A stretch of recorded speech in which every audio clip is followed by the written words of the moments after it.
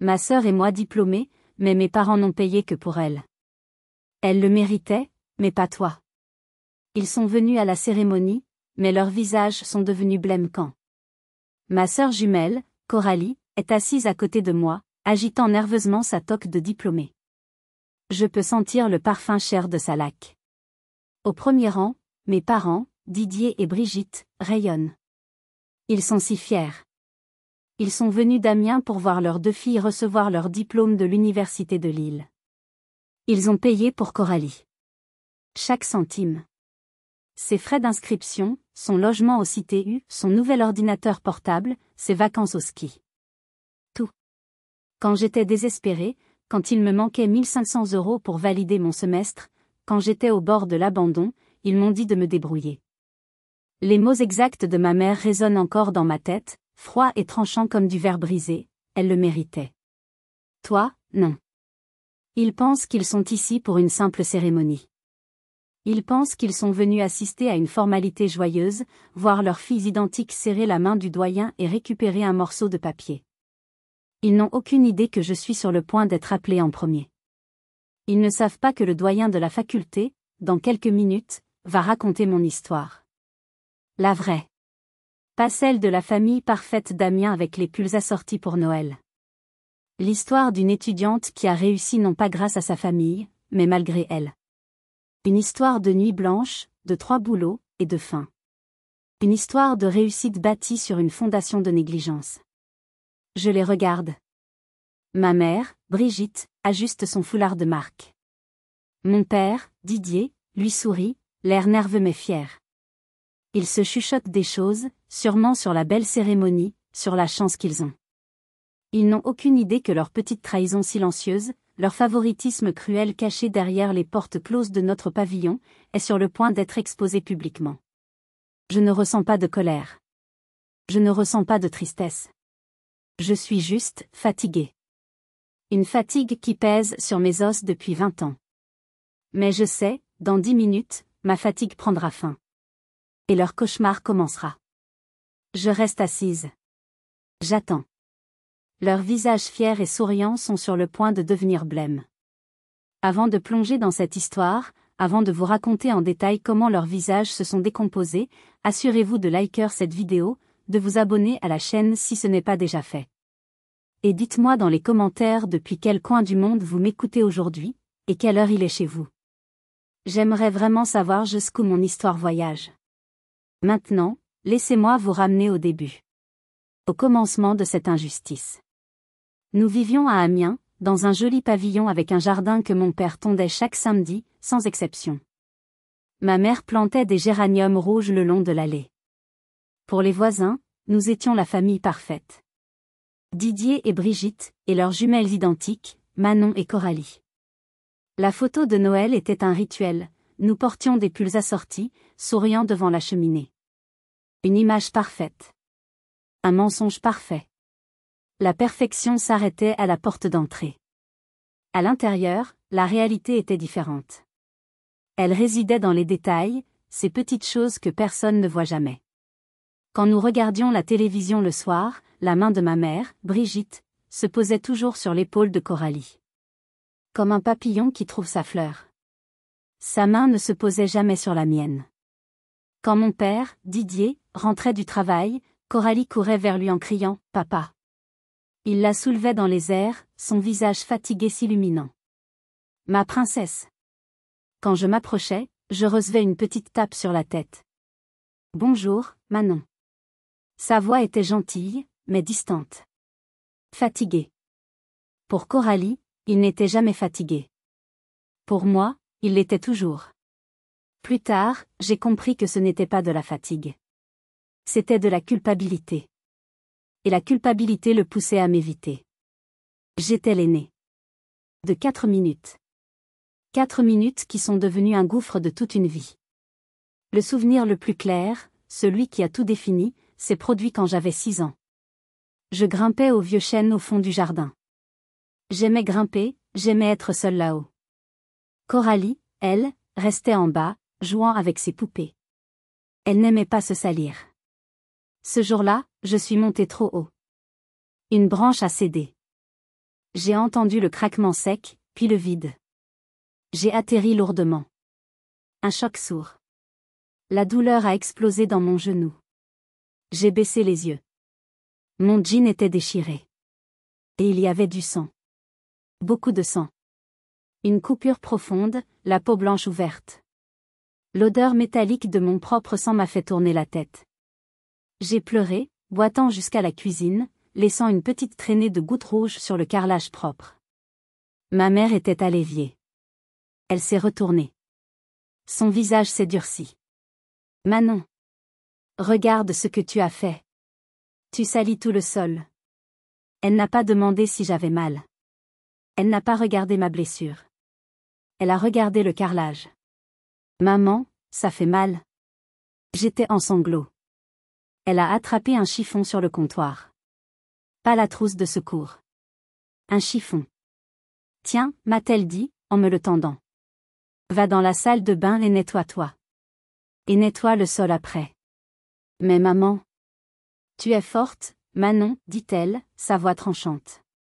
Arrête de faire des histoires. Va. Je suis allée dans la salle de bain. Seule.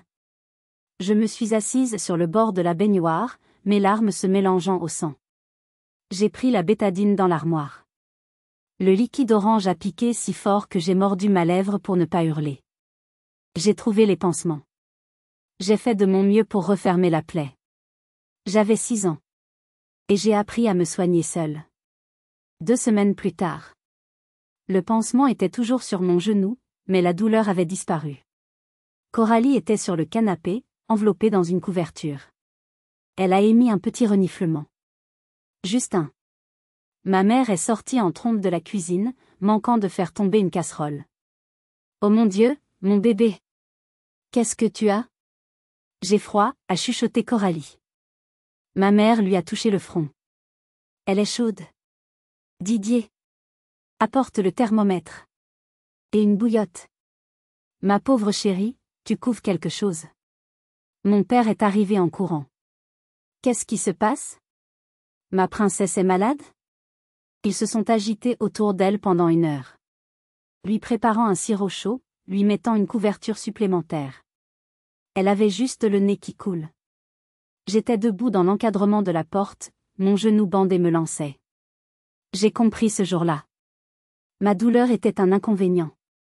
Son inconfort était une urgence nationale. Et cela n'a fait qu'empirer. En grandissant, j'ai développé une métaphore pour notre relation.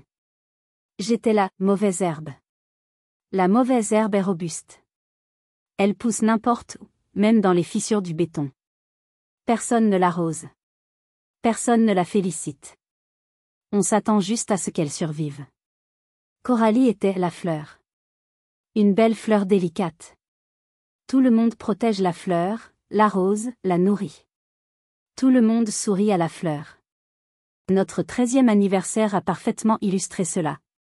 C'était notre anniversaire à toutes les deux. Mais quand le gâteau est arrivé, il était écrit en grosses lettres roses, « Joyeux anniversaire, Coralie ». Mon nom, et Manon, avaient été rajoutés à la hâte dans un coin, avec un glaçage d'une autre couleur. Le pâtissier manquait de place, m'a expliqué ma mère, sans me regarder. Puis sont venus les cadeaux. Coralie a reçu un VTT flambant neuf, rouge vif, avec des suspensions. Mon père l'a fait entrer dans le salon. Tout le monde a applaudi. Coralie a crié de joie. Puis mon père a roulé mon cadeau. C'était l'ancien vélo de Coralie. Celui qu'elle avait eu à 10 ans. Il l'avait repeint à la bombe, en argenté. La peinture était encore collante par endroits. On pouvait voir l'ancien rose vif qui dépassait là où il avait manqué un coin. Il est comme neuf, a dit mon père, en évitant mon regard. Il avait l'air si fier de sa ruse. Je regardais le nouveau vélo rouge de Coralie. Puis mon vieux vélo collant. Ma gorge s'est nouée. Merci, ai-je murmuré. Ma mère m'a fusillé du regard. Sois reconnaissante, Manon. Certains enfants n'ont même pas de vélo. Je n'ai jamais touché ce vélo. Je préférais marcher. Cette différence s'est étendue à tout. Nos chambres. Elles faisaient la même taille, mais celle de Coralie sortait d'un catalogue Maison du Monde. Ma mère l'avait emmené faire les magasins. Un nouveau lit, une nouvelle couette rose poudrée, des rideaux assortis. Ma chambre avait mon lit d'enfant. Ma couette avait des motifs de petite voiture. J'avais 12 ans. J'ai essayé. J'ai vraiment essayé. Maman, est-ce que je pourrais avoir une nouvelle couette? Celle-ci est pour les bébés. Ma mère a soupiré, exaspérée. Manon, ne sois pas égoïste. Elle tient chaud, n'est-ce pas? C'est tout ce qui compte. Nous n'avons pas d'argent à gaspiller. Mais Coralie a eu. La couette de Coralie était déchirée, a-t-elle menti? Et puis, le rose était en solde. Ce n'était pas le cas. Alors, j'ai arrêté de demander. J'ai pris un petit boulot de babysitting dans le quartier. J'ai économisé sou par sou. J'ai acheté un pot de peinture grise. J'ai passé un week-end entier à repeindre ma chambre moi-même. J'étais épuisée, mais si fière. Quand mon père est entré, il a froncé les sourcils. Il a inspecté les murs. Il n'a pas dit « bon travail » ou « c'est joli ». Il a pointé le sol. Tu as mis de la peinture sur la plinthe. Il n'a vu que l'erreur. Il n'a jamais vu l'effort. J'ai appris à vivre dans les fissures. J'ai appris à trouver ma propre eau. Mais c'était une façon si solitaire de grandir. J'étais dans le même jardin, mais j'étais toujours seule.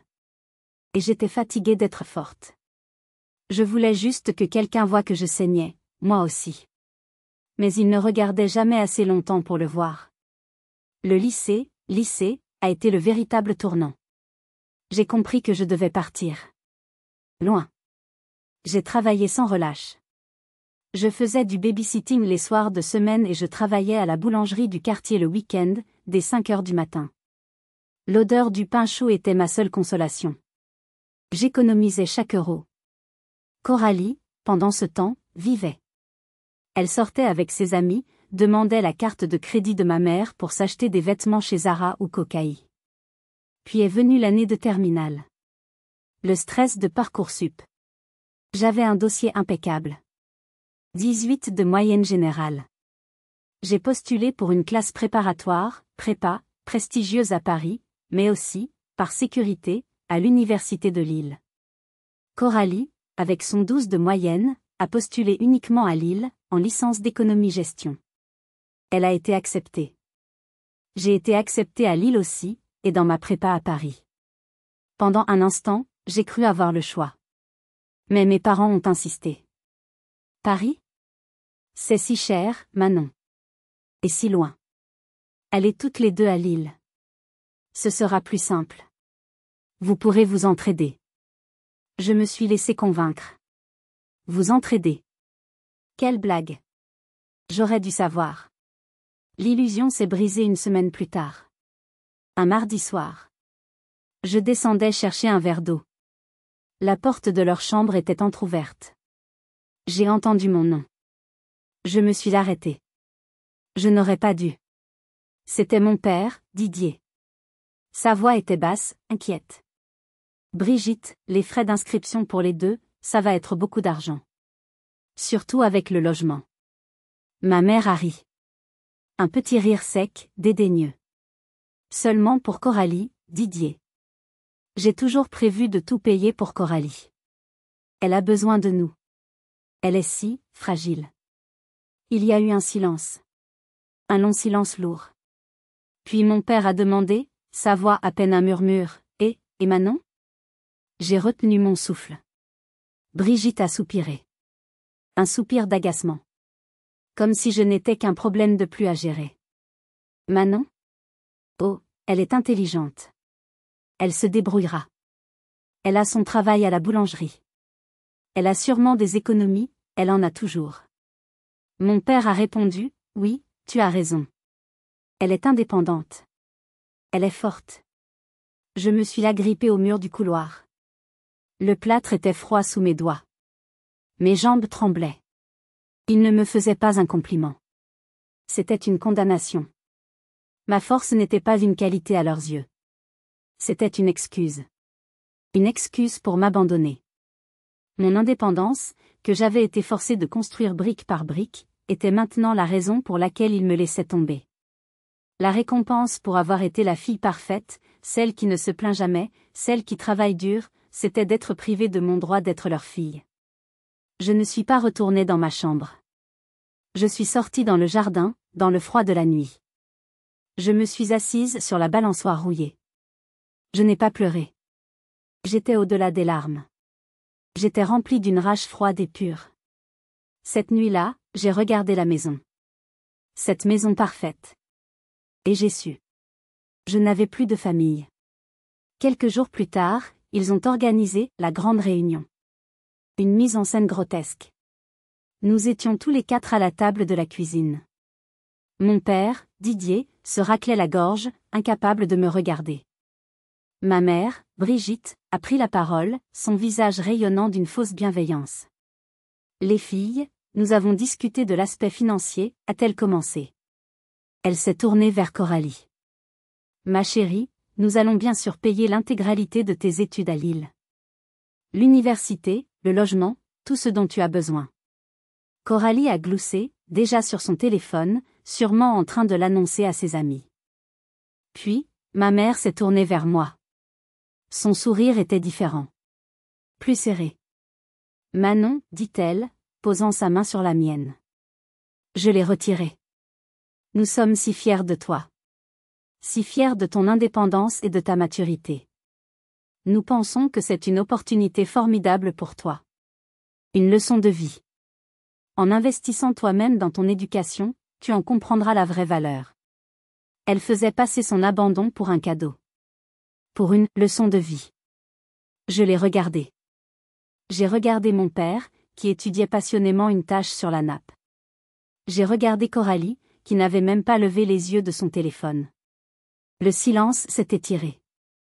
Il s'attendait à ce que je pleure, que je crie, que je supplie. Ma voix était calme. Froide. D'accord. Ma mère a cligné des yeux, surprise. Pardon? Juste, d'accord? Oui, ai-je dit en me levant. Vous avez raison. C'est une bonne leçon. Je suis indépendante. Je vais payer moi-même. Ma mère a ri, nerveusement. Oh, Manon, ma chérie. Je savais que tu comprendrais. Oh, oui, ai-je répondu en quittant la pièce. Je comprends parfaitement. Mes économies de la boulangerie couvraient à peine le premier semestre et la caution pour une chambre. Mais j'étais libre. Le mensonge était enfin terminé. Ils avaient une fille. Et puis il y avait moi. La vie à Lille a immédiatement tracé une ligne de démarcation. Coralie a eu une chambre de 12 mètres carrés refaite à neuf aux cités U du Crous. Mes parents sont venus l'installer, passant le week-end à accrocher des guirlandes lumineuses et à remplir son nouveau frigo. Elle a reçu 400 € par mois des argents de poche. Moi, j'ai trouvé une chambre de bonne de 9 mètres carrés au 6e étage sans ascenseur d'un vieil immeuble du Vieux-Lille. Les toilettes étaient sur le palier. Le chauffage était défaillant. L'odeur de moisi était omniprésente. Je n'avais pas de frigo. Je vivais de pâtes et d'œufs durs. Coralie est venue me voir une fois. Une seule. Elle est restée sur le seuil, son sac de marque en bandoulière. Oh, Manon, a-t-elle dit en grimaçant. C'est pittoresque. Ça a du caractère. Presque comme dans Amélie Poulain. Elle n'était pas stupide. Elle choisissait d'être ignorante. Elle romançait ma pauvreté pour ne pas avoir à se sentir coupable. Bon, je dois y aller, a-t-elle lancé. On a une soirée d'intégration du BDE, bureau des élèves. Tu devrais venir t'amuser un peu. Je l'ai regardé partir. Non, je ne pouvais pas m'amuser. J'avais un semestre à payer. Et l'hiver arrivait.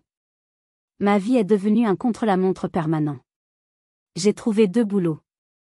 La journée, je travaillais quelques heures à la bibliothèque universitaire, la BU. C'était calme, mais mal payé. Le soir, je travaillais comme serveuse dans une grande brasserie près de la Grande Place, jusqu'à 2 heures du matin les week-ends. Je rentrais à pied dans la nuit, l'odeur de bière et de frites imprégnée dans mes cheveux. Je dormais 4 heures. J'étudiais entre les deux. J'étais une machine. Une machine alimentée par la caféine et la peur de l'échec. Coralie et moi étions dans la même filière, mais pas dans les mêmes cours. Enfin, presque. Nous avions un cours d'économie Vémo en commun, dans un immense amphithéâtre. Elle s'asseyait toujours au fond avec ses amis du BDE, en riant. Je m'asseyais au premier rang, en prenant des notes méticuleuses. Un jour, avant les partiels de mi-semestre, elle est venue me voir, l'air tout mielleux. Manon, ma sœur chérie. Je suis tellement perdue. J'ai raté quelques cours.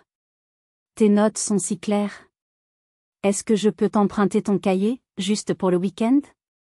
J'ai hésité. Une partie de moi voulait dire non. Mais c'était ma sœur. D'accord, Coralie. Mais rends-le-moi lundi, absolument. Le lundi est arrivé. Pas de Coralie. Je l'ai cherchée partout. Je l'ai trouvée au café du campus. Oh, Manon, s'est-elle exclamée, les yeux ronds. Le cahier? Oh mon Dieu, je suis tellement désolée. Je crois que je l'ai oublié à la soirée de BDE vendredi. Il a dû être jeté avec les gobelets. Elle l'avait perdu. Mon semestre entier de notes. Je savais qu'elle mentait. Je ne savais pas pourquoi, mais je le savais. J'ai dû repasser le cours. J'ai échoué à cet examen. J'ai dû travailler 2 fois plus dur pour rattraper le retard, tout en cherchant plus d'heures à la brasserie pour payer les frais de réinscription à ce module. Et c'est là que le deuxième coup est tombé. J'ai demandé à mon patron à la brasserie, Monsieur Dubois, si je pouvais prendre plus de services. Il m'a regardé bizarrement. Le lendemain, il m'a convoqué dans son bureau. Manon, a-t-il commencé, l'air très mal à l'aise. J'ai eu un appel hier. De votre mère. Mon sang s'est glacé. Ma mère? Oui. Elle était très inquiète. Il regardait ses papiers. Elle m'a dit que vous étiez au bord de la dépression, que vous ne mangiez plus, que vous preniez des médicaments. Elle pleurait au téléphone, Manon. Elle m'a dit que ce travail vous tuait. Je ne pouvais pas respirer. Écoutez, a-t-il continué, je vous aime bien, mais je ne peux pas avoir ce genre de drame ici. C'est mauvais pour les affaires. Je dois réduire vos heures. Je ne peux pas prendre le risque que vous fassiez un malaise en plein service. J'étais abasourdie. Ce n'était plus de la négligence. C'était un sabotage. Ma propre mère m'avait poignardé dans le dos. Elle avait appelé mon employeur pour me faire perdre mon travail. Elle ne voulait pas seulement que je me débrouille seule. Elle voulait que j'échoue. Ma propre mère. Elle essayait activement de me faire échouer. Que auriez-vous fait à ma place? Comment réagir quand vous réalisez que votre pire ennemi, la personne qui essaie de vous détruire, c'est votre mère? Dites-le-moi honnêtement dans les commentaires. J'ai besoin de savoir si j'étais seule à vivre ça. J'ai quitté le bureau de Monsieur Dubois en état de choc. Je marchais dans les rues de Lille, mais je ne voyais rien. La pluie commençait à tomber, une pluie fine et froide typique du Nord. Elle s'infiltrait dans mes chaussures de sport. J'avais un trou dans la semelle gauche. Mon pied était trempé. J'étais piégée. J'avais échoué à un module à cause de Coralie. J'avais perdu la moitié de mes revenus à cause de ma mère. Et les frais d'inscription pour le prochain semestre devaient être payés dans 2 semaines. 1500 €. C'était une montagne. J'ai tout calculé. J'ai vendu le peu de livres que je pouvais. J'ai commencé à faire des dons de plasma 2 fois par semaine. 50 € à chaque fois. Ce n'était pas assez. J'ai arrêté d'acheter de la nourriture. Je survivais avec le riz que je volais discrètement à la cafétéria de la BU, et les restes de pain rassis de la brasserie. J'avais faim. Tout le temps. J'avais froid. J'étais épuisée. Je suis rentrée dans ma chambre de 9 mètres carrés. L'humidité était si forte que mes draps étaient moites. Je me suis assise sur mon lit. J'ai regardé mon solde bancaire, 42,13 €. J'allais être renvoyée. Après tout ça. Après les nuits blanches, le froid, la faim. J'allais échouer à cause de 1500 €. Et j'ai fait la seule chose que je m'étais juré de ne jamais faire. J'ai attrapé mon téléphone. J'ai composé le numéro de la maison à Amiens. J'ai mis ma fierté, ma colère, ma dignité dans ma poche. J'allais supplier. Ma mère, Brigitte, a répondu. Sa voix était joyeuse, pétillante. Allô? Manon. Quelle surprise. Tu n'appelles jamais. Tu es comme ton père, toujours occupé. Salut maman. Ma voix était un murmure. Alors, les études? Coralie nous dit qu'elle s'en sort si bien. D'ailleurs, on prépare son cadeau de mi-parcours. On l'emmène une semaine au ski à Chamonix. Elle l'a bien mérité. Elle le méritait. Ma gorge s'est serrée. Maman, ai-je commencé, ma voix se brisant. Maman, j'ai des ennuis. De vrais ennuis. Son ton a changé instantanément. La chaleur a disparu, remplacée par une glace polaire. Quel genre d'ennui, Manon? Tu es enceinte? Tu te drogues? Non. Non, maman. Ce sont les frais d'inscription. La honte me brûlait la gorge. Je suis à court. Il me manque 1500 €. J'ai perdu des heures de travail. J'ai juste besoin d'un prêt. Je te rembourserai. Avec intérêt. S'il te plaît, maman. Je vais être renvoyée de l'université. Il y a eu un long silence. J'entendais le son de la télévision chez elle. Un jeu télévisé. Des gens riaient. Nora, a-t-elle dit enfin, et sa voix était si fatiguée. La voix de quelqu'un qu'on dérange. Je ne comprends pas. Tu as 2 boulots. Où va tout ton argent? Tu dois apprendre à gérer un budget. Je gère, maman. J'ai un tableur Excel. Je n'achète rien. Je ne mange presque plus. S'il te plaît. L'argent est serré, Manon, a-t-elle menti. Chamonix. Nous payons déjà tellement pour Coralie. Elle est notre responsabilité. Je suis ta fille aussi. Les mots m'ont échappé, un cri de désespoir. Oui, a-t-elle dit. Sa voix était soudainement très calme. Très claire. Et nous t'aimons. Mais tu es forte. Tu es indépendante. Coralie n'est pas comme toi. C'est comme ça. Donc tu ne m'aideras pas? Tu dois apprendre à te tenir sur tes 2 pieds, Manon. C'est le monde réel. Je ne pouvais plus parler. Ma gorge était nouée. Et puis elle l'a dit. La phrase qui a coupé le dernier fil. Les mots que je n'oublierai jamais. Nous avons déjà payé pour Coralie, dit-elle, d'un ton presque désinvolte, comme si elle parlait de la météo. Elle le méritait. Mais pas toi. Elle le méritait. Mais pas toi. Le monde s'est arrêté. Manon? Tu es toujours là? J'y étais. Mais j'étais morte. Tu te débrouilleras, Manon, a-t-elle ajouté, sa voix un peu plus enjouée maintenant. Elle avait résolu le problème. Tu te débrouilles toujours. Clic. Elle a raccroché. Je suis restée assise dans le noir, mon manteau trempé toujours sur moi. Mon pied était engourdi par le froid. Mon cœur était engourdi. Je n'ai pas pleuré. Pleurer, c'est pour les gens qui ont encore de l'espoir. Pleurer, c'est pour les gens qui sont blessés. Je n'étais pas blessée.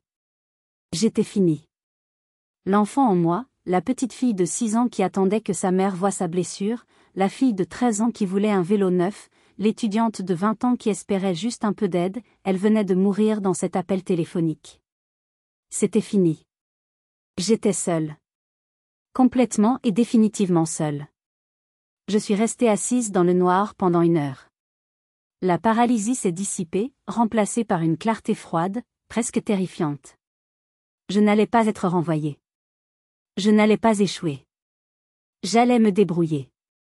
Pas pour eux. Pas pour leur prouver quoi que ce soit. Juste pour moi. Parce que j'étais tout ce que j'avais. J'ai retiré mes chaussures trempées. J'ai enfilé des chaussettes sèches. J'ai pris mon sac. J'ai marché sous la pluie jusqu'à la faculté. Je suis allée au bureau des affaires sociales du Crous. J'ai besoin d'un prêt étudiant d'urgence, ai-je dit à la dame, ma voix plate. Elle a regardé mon dossier. Mes notes parfaites. Mon absence de soutien familial. Elle a soupiré. Le taux d'intérêt est très élevé, mademoiselle. Je m'en fiche. J'en ai besoin maintenant. J'ai signé les papiers. J'étais maintenant endettée. Endettée jusqu'au cou. Mais j'étais toujours étudiante. L'argent est arrivé sur mon compte 48 heures plus tard. J'ai payé mes frais d'inscription à la minute près. Le soulagement n'a duré qu'une seconde. Maintenant, je devais rembourser ce prêt, en plus de vivre. J'avais besoin de plus d'argent. Je suis allée au bureau des emplois étudiants. J'ai besoin d'un autre travail. N'importe quoi. La femme a regardé mon emploi du temps. Mademoiselle, vous travaillez déjà 20 heures par semaine et vous suivez un cursus complet. J'ai besoin d'un autre travail, ai-je répété. Elle en a trouvé un. Nettoyer les amphithéâtres du bâtiment de droit et gestion. De 5 heures à 7h30 du matin. Avant mon premier cours de 8 heures. Ma vie est devenue un enfer programmé. 4h30, réveil. 5h et 7h30, vider les poubelles, laver les sols, nettoyer les tableaux. 8h et 16h, cours. 16h et 18h, travail à la bibliothèque. 18h et 20h, étudier. 20h et 1h, service à la brasserie, les jours où j'avais encore des heures. 1h30, retour à ma chambre. Dormir. Recommencer. Je n'étais plus une personne. J'étais un emploi du temps. Un après-midi, j'étais à la bibliothèque. J'essayais d'étudier pour un partiel de comptabilité analytique. Je n'avais pas dormi depuis 36 heures. J'ai posé ma tête sur mon livre ouvert. Juste une minute, me suis-je dit. Je me suis réveillée en sursaut. Mademoiselle Manon ? J'ai levé la tête d'un coup. Le professeur Hinault, le professeur le plus redouté de la filière comptabilité contrôle audit, se tenait devant moi. C'était un homme brillant, dur, qui ne tolérait pas la médiocrité. J'adorais son cours. J'étais rouge de honte. Professeur. Je suis désolé, j'étais juste. Il ne m'a pas regardé avec colère. Il m'a regardé avec inquiétude. Il a regardé mon livre. Mes notes, parfaites, codées par couleur. Puis il m'a regardé. Vous ressemblez à un fantôme, Manon, a-t-il dit doucement. Je suis juste fatigué, monsieur. Vous êtes la meilleure étudiante de ma promotion. Peut-être la meilleure que j'ai eue en 10 ans. Et vous dormez sur vos livres à 15 heures. Je ne savais pas quoi dire. Il s'est assis en face de moi. Je vous vois tous les matins, vous savez, a-t-il dit. J'arrive à 7 heures. Je vous vois en train de nettoyer l'amphithéâtre 6. C'est votre 3e boulot, n'est-ce pas? J'ai juste hoché la tête. Je me sentais exposée. Vous avez du cran, Manon, dit-il. Mais le cran, seul, ça vous tuera. Vous êtes en train de vous épuiser. Je n'ai pas le choix, monsieur, ai-je murmuré. Je dois payer mes études. Ma famille ne m'aide pas. Je l'ai dit. La vérité. À voix haute. Il a hoché la tête, comme s'il comprenait enfin quelque chose. J'ai besoin d'une assistante de recherche, a-t-il dit, changeant de sujet. Je travaille sur un article sur l'audit légal. Ce n'est pas classer des papiers. C'est de la vraie analyse. C'est difficile. D'accord, ai-je dit. C'est payé. Ce n'est pas autant que la brasserie, mais c'est de l'expérience. Lâchez ce boulot de nettoyage. Concentrez-vous là-dessus et sur vos cours. Arrêtez d'essayer de laver le monde. Je l'ai regardé, stupéfaite. Pourquoi moi? Il s'est levé. Parce que je refuse de voir un esprit comme le vôtre gaspillé parce que vous étiez trop fatigué pour l'utiliser. C'était la première fois. La première fois que quelqu'un me voyait. Vraiment. Pas comme la forte. Pas comme l'indépendante. Mais comme un esprit qui valait la peine d'être sauvé. C'était mieux que de l'argent. C'était de l'espoir. Si vous êtes arrivé jusqu'ici, laissez un commentaire pour nous dire ce que vous auriez fait à la place d'OP. Vous pouvez aussi écrire simplement le chiffre 1 pour montrer que vous suivez encore. Et dites-nous, vous regardez cette histoire depuis quelle région ou quel pays? J'ai quitté le boulot de nettoyage le jour même. Travailler pour le professeur Hinault a tout changé. J'étais toujours pauvre, mais je n'étais plus désespéré. Je dormais 6 heures par nuit. C'était le paradis. Le travail était passionnant. Il me traitait comme une collègue, pas comme une étudiante. Il me demandait mon avis. Il valorisait mon analyse. Pour la première fois de ma vie, j'avais un mentor. 3 mois plus tard, j'étais dans son bureau, en train d'analyser des rapports d'audit. J'ai reçu un email ce matin, dit-il, sans lever les yeux de ses papiers. C'est pour la Bourse nationale Étienne Moreau. C'est l'une des plus prestigieuses du pays. Oh, ai-je dit. Elle n'est pas pour les étudiants brillants au sens large, continua-t-il. Elle est spécifiquement destinée aux étudiants qui font preuve d'une excellence académique exceptionnelle tout en faisant face à des difficultés personnelles ou financières majeures. Je cite, en particulier ceux qui financent leur éducation sans aucun soutien familial. Point. Il a levé les yeux et m'a regardé fixement. Je n'ai jamais proposé la candidature de qui que ce soit en 20 ans de carrière, dit-il. Je pense que vous devriez postuler, Manon. Je ne sais pas, professeur. Je ne suis pas. Vous êtes exactement la personne pour qui cette bourse a été créée, dit-il d'une voix ferme. Ne soyez pas modeste. C'est une perte de temps. Le dossier doit être envoyé dans 2 semaines. La partie la plus difficile était l'essai. La consigne était simple, décrivez les défis personnels ou financiers que vous avez surmontés pour poursuivre votre éducation. Je me suis assise devant mon vieil ordinateur portable. Et j'ai tout écrit. Je n'ai pas écrit avec colère. J'ai écrit avec des faits. Des faits froids et durs. Ma sœur jumelle et moi sommes dans la même université. Mes parents financent l'intégralité de ses études, de son logement et de ses dépenses. Ils ne financent aucune des miennes. J'ai travaillé 3 emplois simultanément pour payer mes frais d'inscription. J'ai écrit sur le cahier que Coralie avait perdu. J'ai écrit sur l'appel de ma mère à mon employeur. Et j'ai écrit sur l'appel téléphonique. J'ai écrit la phrase, mes doigts tremblants sur le clavier, quand j'ai demandé un prêt de 1 500 € pour éviter d'être renvoyé, on m'a répondu, elle le méritait. Mais pas toi. J'ai tout mis. Ma vie entière de négligence et de sabotage sur 2 pages. J'ai donné l'essai au professeur Hinault. Il l'a lu en silence. Il n'a pas dit, c'est terrible, je suis désolé. Il a juste levé les yeux et a hoché la tête. Cela suffira, a-t-il dit. Nous l'avons envoyé. Et j'ai oublié. J'étais trop occupé par les examens finaux. 3 mois plus tard. Un email est arrivé. L'objet était « Décision, Fondation Étienne Moreau ». Mon cœur s'est arrêté. J'ai cliqué. Chère mademoiselle Manon, félicitations. Après examen de milliers de candidatures exceptionnelles, le conseil d'administration a le plaisir de vous sélectionner comme l'une des 5 lauréates nationales de la bourse Étienne Moreau.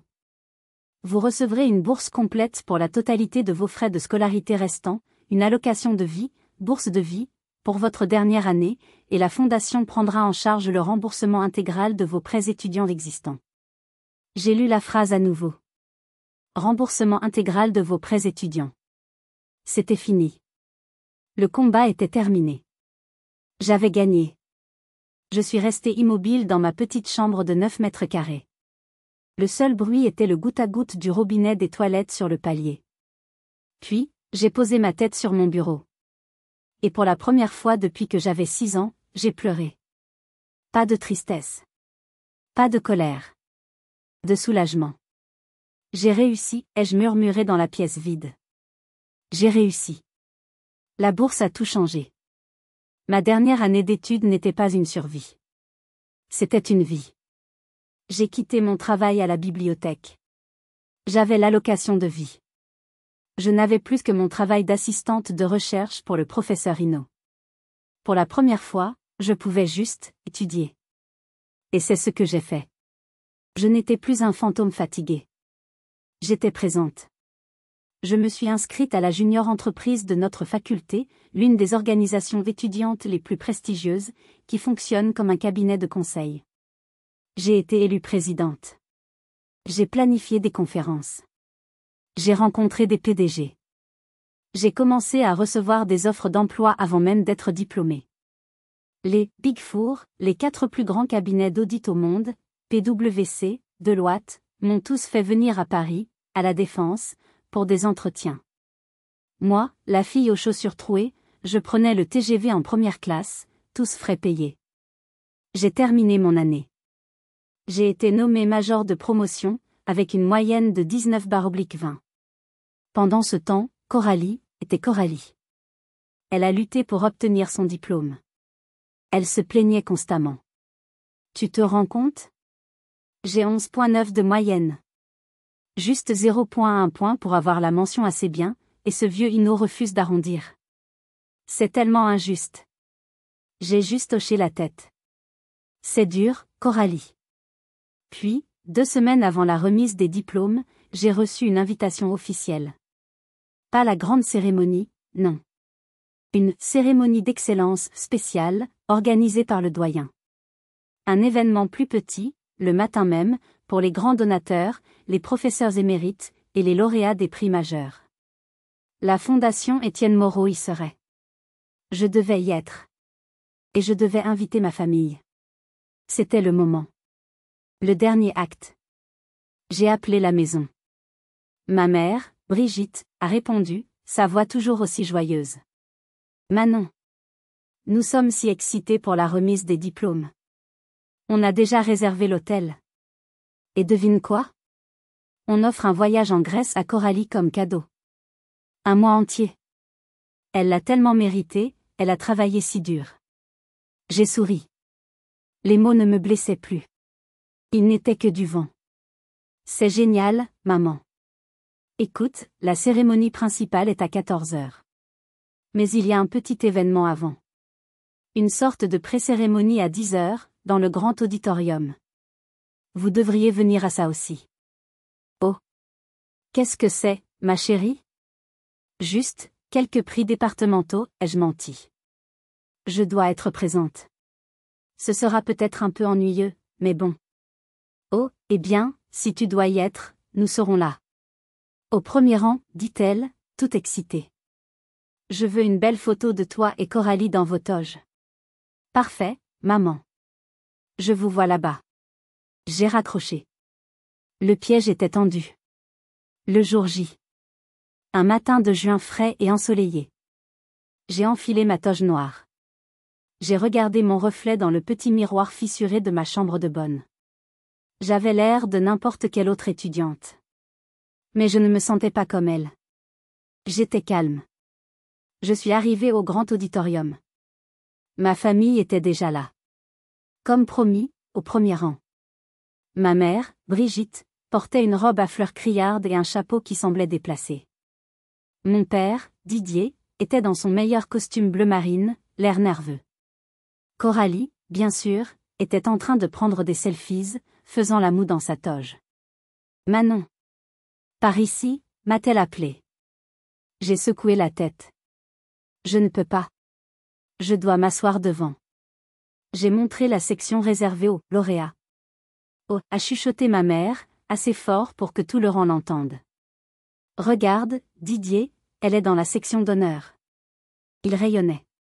Ils étaient si fiers. Comme s'ils y étaient pour quelque chose. Comme si j'étais leur produit. Je me suis assise. Le professeur Hino était sur scène. Il a croisé mon regard et m'a fait un petit signe de tête respectueux. Les lumières se sont tamisées.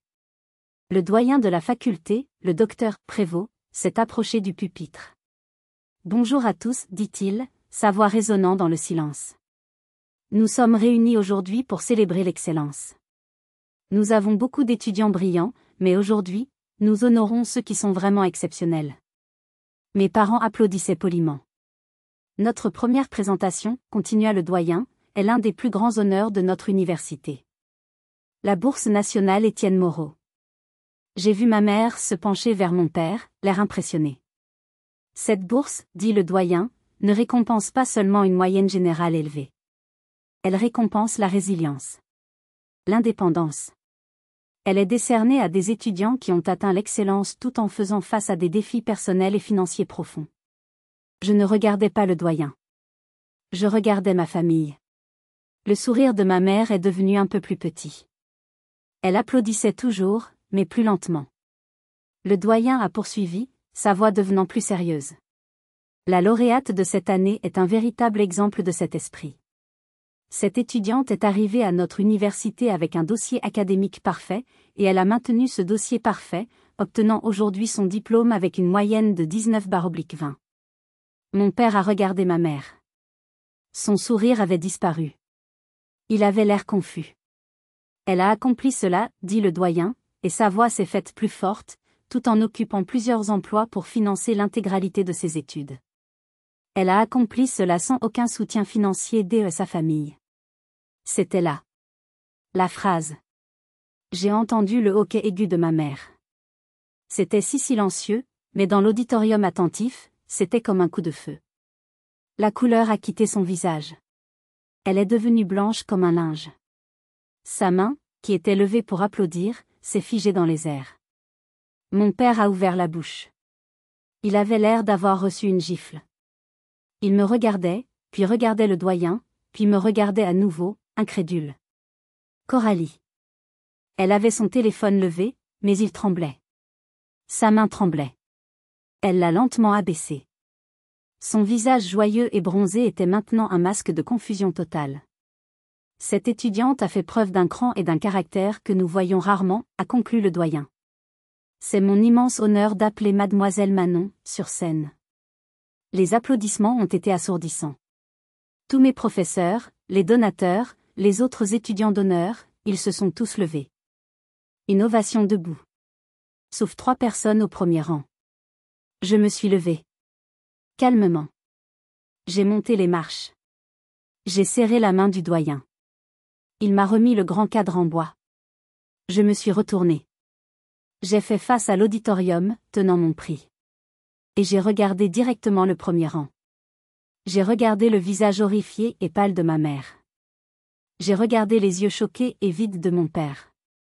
J'ai regardé Coralie, qui avait l'air d'être sur le point de vomir. Ils étaient exposés. Devant tout le monde. Devant leur père, les autres parents. L'histoire qu'ils racontaient à tout le monde, nous avons 2 merveilleuses filles à l'université, venait d'être révélée comme un mensonge. Le doyen venait de dire la vérité au monde entier. J'ai tenu le prix. Je n'ai pas souri. Je n'ai pas pleuré. Je l'ai juste regardé. J'ai regardé leurs photos de famille parfaite se briser en 1 million de morceaux. Je suis restée sur scène pendant le reste de la cérémonie des prix. Puis j'ai dû assister à la cérémonie de remise des diplômes principales. Mon nom a été appelé pour la mention très bien et en tant que major de promotion. Ma famille a applaudi. C'était un son faible, pathétique. Le nom de Coralie a été appelé. Elle n'a pas eu de mention. Mes parents se sont levés et ont crié, un peu trop fort. C'était faux. Désespéré. Quand tout fut terminé, la foule s'est déversée sur la pelouse principale. Des familles s'embrassaient, pleuraient, prenaient des photos. Je parlais avec le professeur Hinault. Les grands cabinets vont se battre pour vous maintenant, Manon, disait-il. Manon. J'ai entendu la voix de ma mère. Aiguë. Forcée. Je me suis retournée. Les 3 s'approchaient. Ma famille. Ma mère, Brigitte, est arrivée la première. Elle m'a attrapée, m'a serrée dans une étreinte raide comme une planche. Son visage était un masque de joie forcée. Ma chérie. Félicitations. Nous n'avions aucune idée. Une bourse nationale. C'est merveilleux. Pourquoi ne nous as-tu pas dit que c'était si important? Elle essayait déjà de réécrire l'histoire. Je vous ai dit de venir, maman, ai-je dit calmement. Oui, mais, tout ce que le doyen a dit. Elle a bafouillé. Tout ça. Sans soutien familial, c'était si dramatique. Ce n'est pas vrai? Nous t'avons toujours soutenu, émotionnellement. Mon père, Didier, s'est avancé. Il avait l'air d'avoir vieilli de 10 ans. Il ne pouvait pas me regarder dans les yeux. Il regardait mes chaussures. Manon. A-t-il marmonné. Nous pensions juste que tu étais forte. Nous l'avons toujours dit. Tu es l'indépendante. Et Coralie, elle avait plus besoin de nous, a-t-il dit, sa voix se brisant.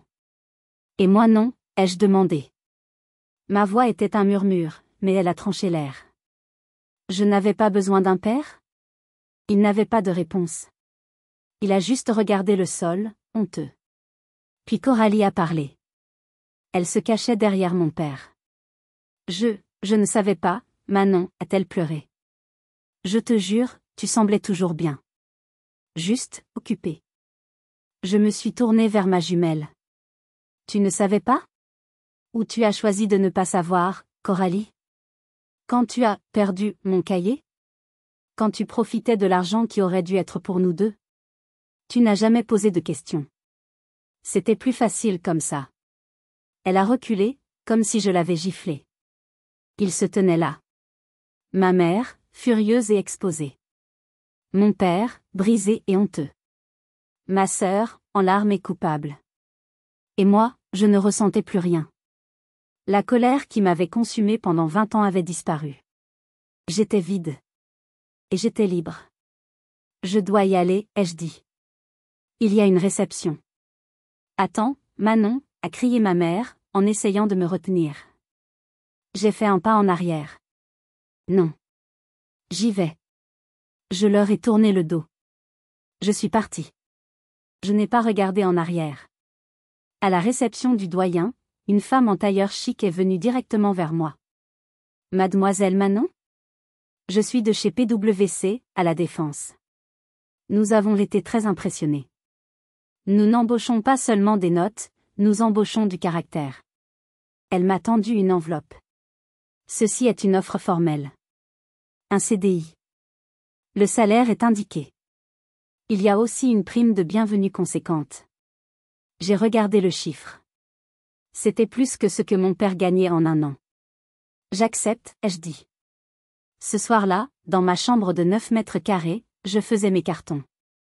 Mon téléphone a vibré. Un message de ma mère. Nous sommes à la voiture. Tu viens dîner pour fêter ça? Fêter ça? Un autre, de mon père. Nous sommes fiers de toi. Ils n'avaient toujours rien compris. Ils pensaient que leur fierté était une récompense. Ils pensaient que j'avais encore besoin de leur approbation. J'ai tapé une seule réponse, envoyée aux deux, merci. Je suis occupée. J'ai éteint le téléphone. J'étais occupée. Occupée à préparer ma nouvelle vie. Le lendemain matin, j'ai quitté l'île pour Paris. Je n'ai pas dit au revoir. Mais j'ai fait une dernière chose. J'ai pris la lettre officielle de la Fondation Étienne Moreau. Celle sur papier cartonné, celle qui détaillait la bourse et la raison, pour excellence académique atteinte sans soutien familial. Je l'ai mise dans une enveloppe blanche. Je l'ai postée à la maison de mes parents à Amiens. Pas de mots. Pas de lettres. Juste la preuve. Ma première nuit à Paris, je me tenais sur le petit balcon de mon nouveau studio, près de la Défense. J'entendais les bruits de la ville. Et dans ma tête, pour la première fois, c'était le silence. Les lumières de la ville brillaient comme un millier de victoires. Les mots de ma mère m'ont hanté une dernière fois, elle le méritait. Mais pas toi. J'ai regardé les lumières. J'ai souri. Elle avait raison. Je ne les méritais pas, eux. Je méritais ça. Merci d'avoir écouté mon histoire. Avez-vous déjà eu l'impression d'être la mauvaise herbe dans votre propre famille? Avez-vous dû vous battre seul pour ce que vous méritiez? Partagez vos propres histoires de résilience dans les commentaires ci-dessous. N'oubliez pas de liker et de vous abonner pour plus d'histoires comme celle-ci.